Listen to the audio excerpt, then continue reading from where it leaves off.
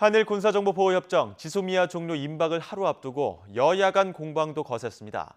범여권에선 일본의 태도 변화가 없는 상황에서 불가피한 결정임을 강조했지만 보수 야당에서는 정부가 안보 불안을 가중시키고 있다며 사실상의 종료 결정을 비판하고 나섰습니다.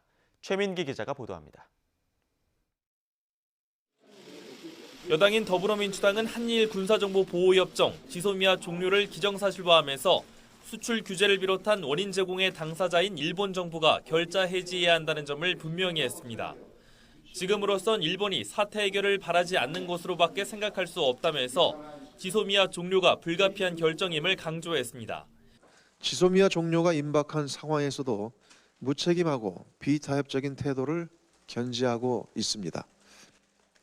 사태 해결을 바라지 않는다라고 밖에 자유한국당은 우리 정부가 먼저 지소미아 종료 결정을 유예하고 일본의 수출 규제 철회 조치를 역제하라고 촉구했습니다.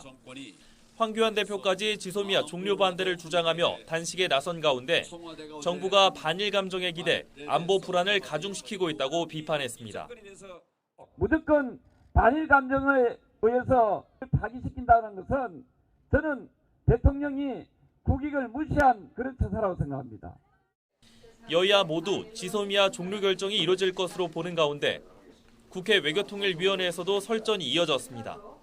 바른미래당 정병국 의원은 일본의 수출 규제라는 경제 문제를 안보 문제로 끌어들이는 바람에 방위비 분담금을 포함한 협상의 폭이 좁아진 것이라고 지적했습니다. 우리나라가 그것을 안보 문제를 끌고 들어와서 또 하는 것은 정말 실효성 없는 우리의 협상 전략을 오히려 궁색하게 만들었다. 저는 그렇게 봅니다. 범여권으로 분류되는 대한신단 천정배 의원은 정부의 지소미아 종료 결정에 힘을 실었습니다. 수출 규제 이후 아무 변화가 없는 상황에서 미국의 압력으로 지소미아 종료 결정을 되돌리는 건 주권 국가로서 할 일이 아니라고 밝혔습니다.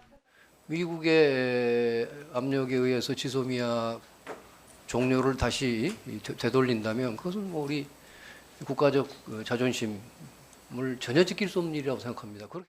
일본의 태도 변화가 보이지 않는 가운데 지소미아 종료 결정은 현실로 다가오고 있습니다. 종료 결정 이후 여야의 공방도 한층 더 격화할 것으로 보입니다. YTN 최민기입니다.